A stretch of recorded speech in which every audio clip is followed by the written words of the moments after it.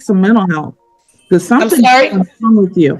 You have You a said mental what? you have a mental problem. I If have you a think mental the laws problem. of the How? United States don't apply to you and you get to make them up as you go along, like you know more than everybody else in the world, there's clearly something wrong with you. No, what did I make up?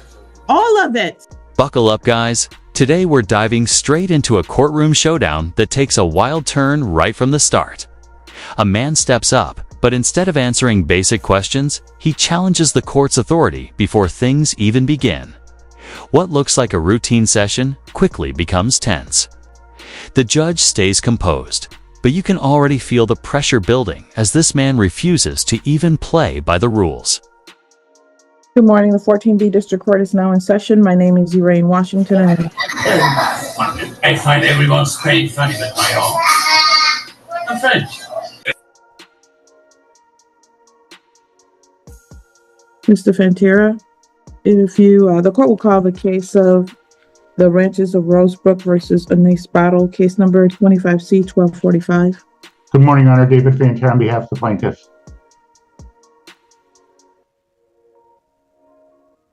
Battle, please unmute and state your name. Anise Battle, appearance especially, not generally. Thank you. All right, we're here for the continuation of the hearing today.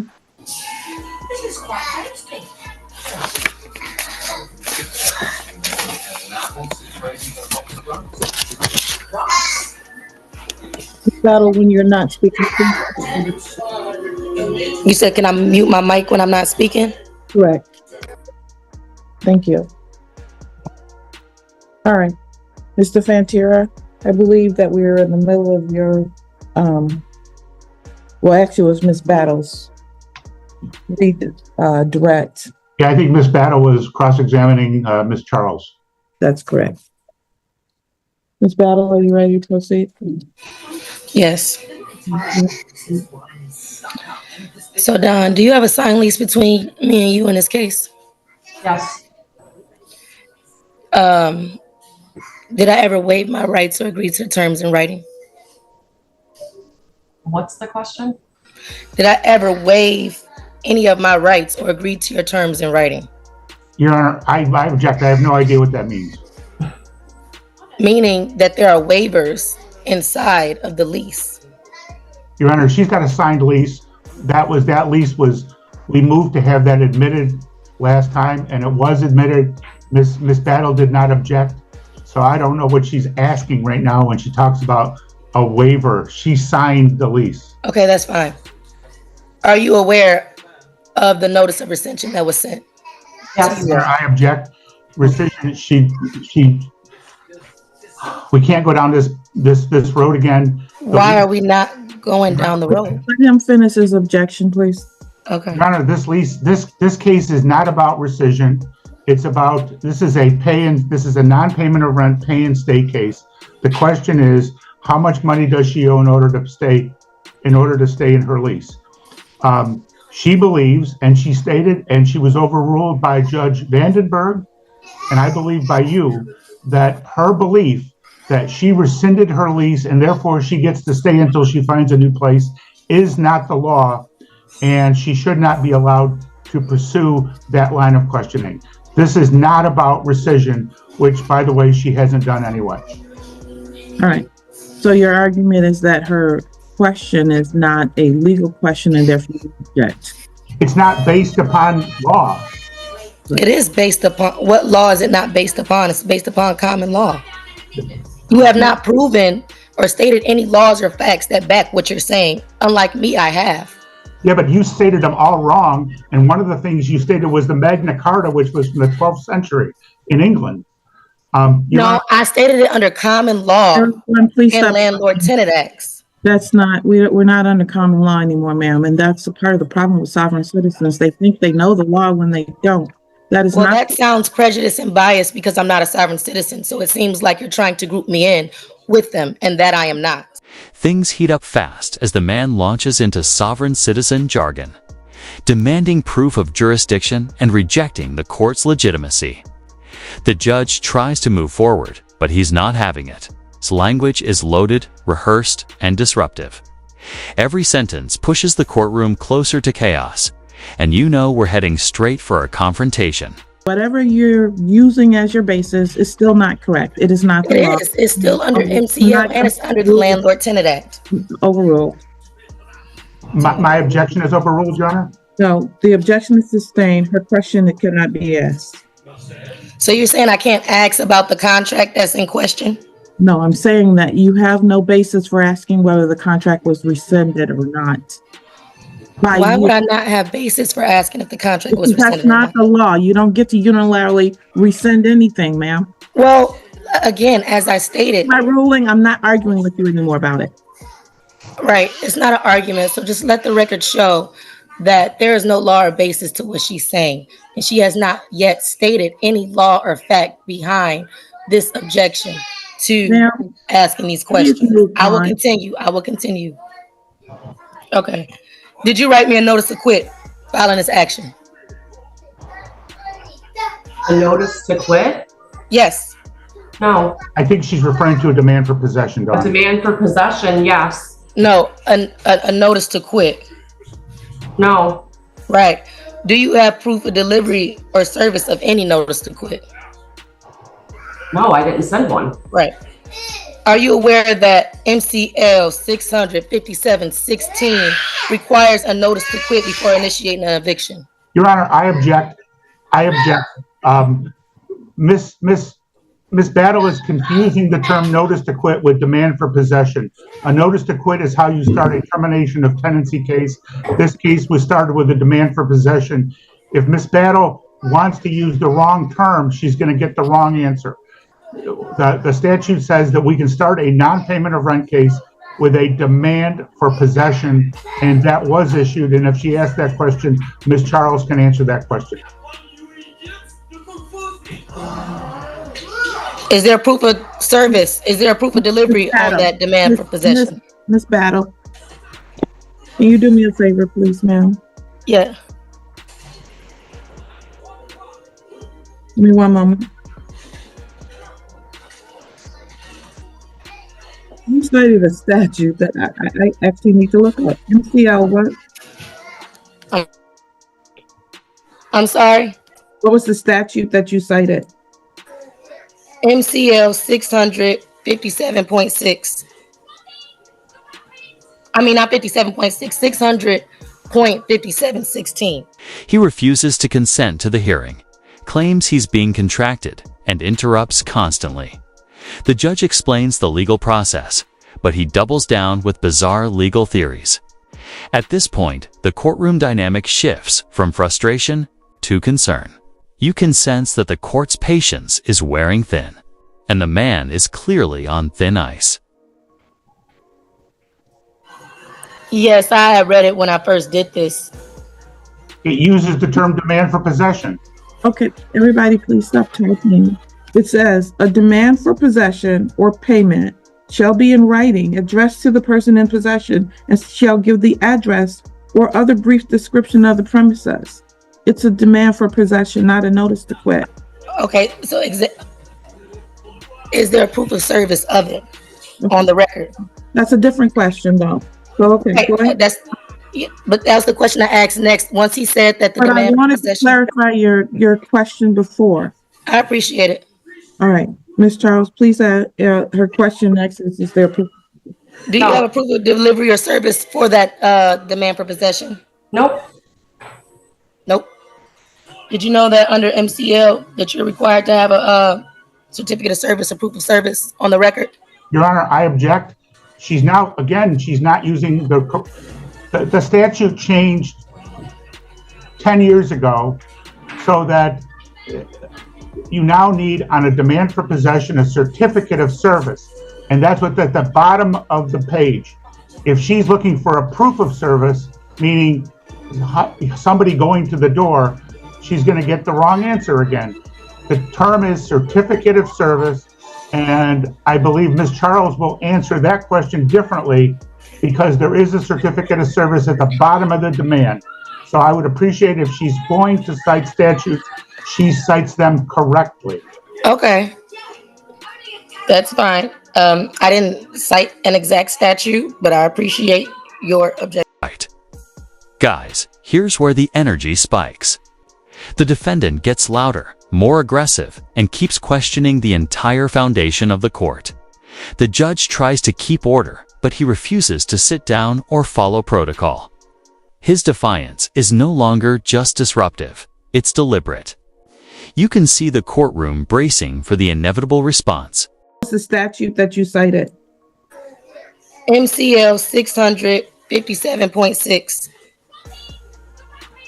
I mean, not 57.6, 600.5716. I just said MCL because they're both under MCLs. Both proof of service and certificate of service are both under MCL. No. All right, well, everybody, You, so I make my ruling. let's just. Okay. All I'm trying to do is ask questions to make sure certain things are on the record.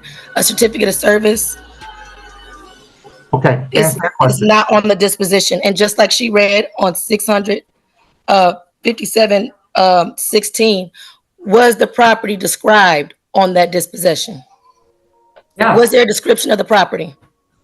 Yes. If there was a description of the property? Correct. On my copy, there is no description of the property. But let's continue.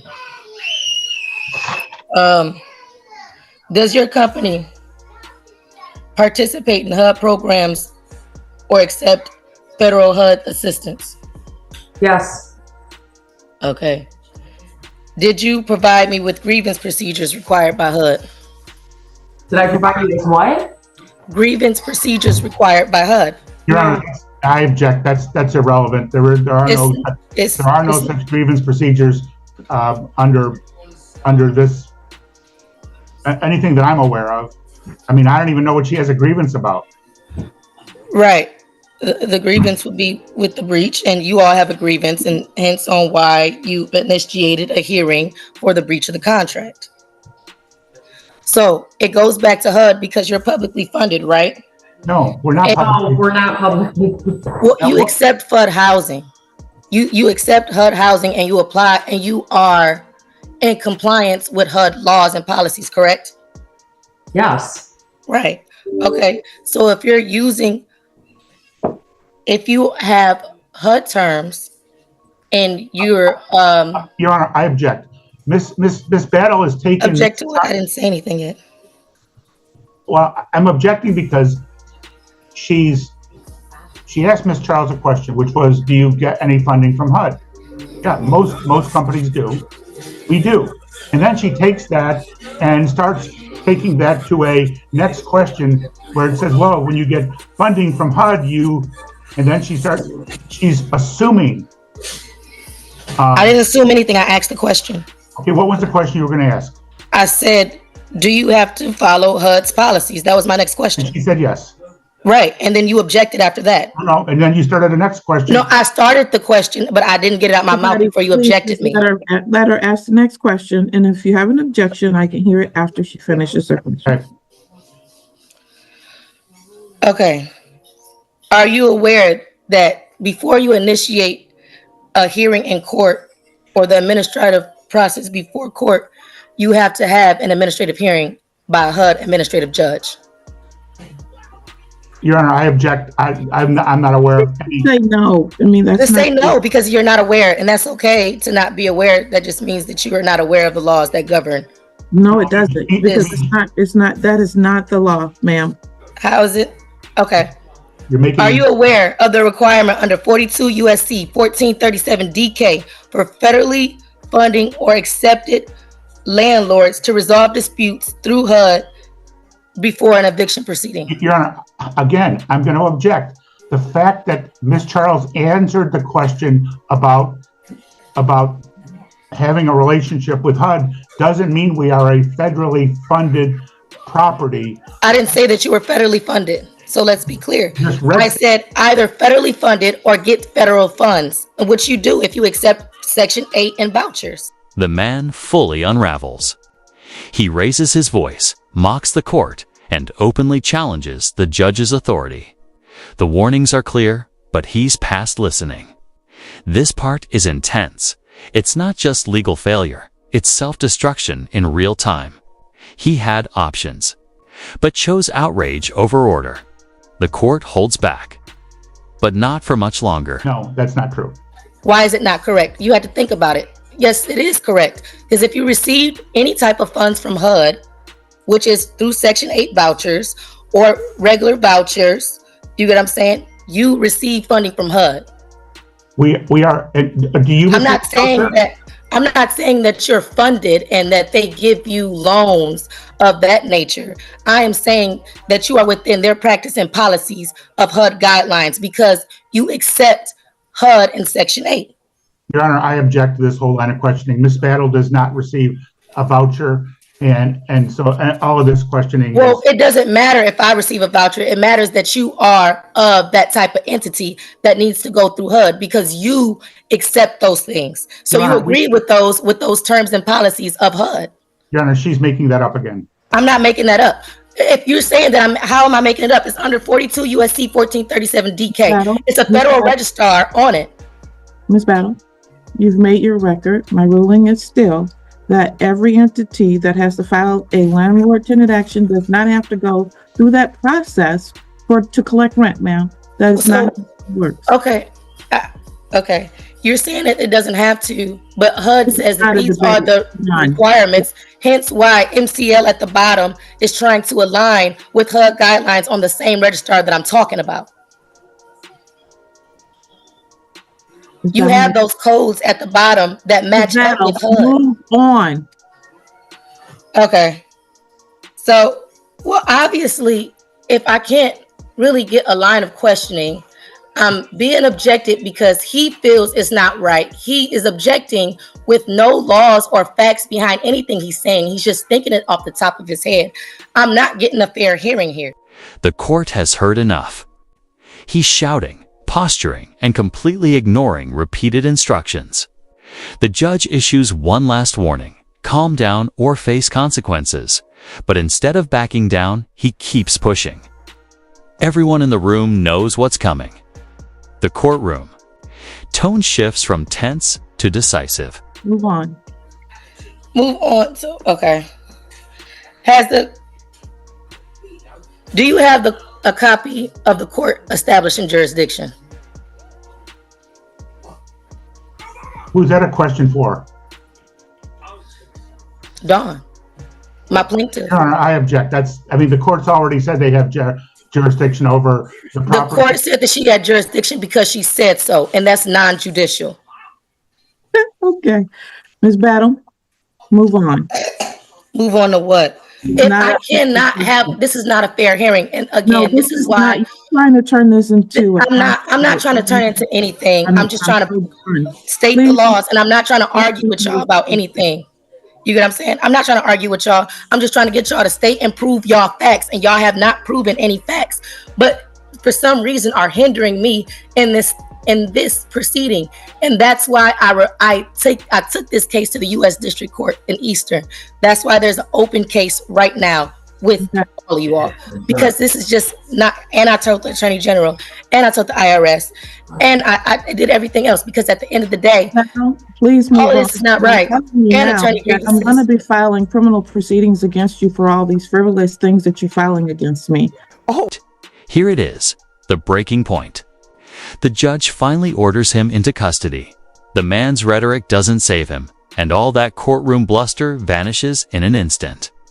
Security moves in, the judge affirms her decision, and justice moves forward. This is the part where theory meets reality, and reality wins. He played with fire and got burned. If you feel that it's frivolous, that's fine, but it's not. My rights are not frivolous. Please move on. It's honestly, if I can't have a fair hearing, nobody has any facts. Y'all talked about constructive possession. Nobody wants to talk about that. Y'all keep saying that I rescinded a contract unilaterally. That's not the case. It's called notice. And when a notice goes unrebutted, just like if I was to come here, if I was to get that notice of dispossession and get a notice of a hearing, and I missed that hearing because I did not rebut, that would constitute as cross-examination.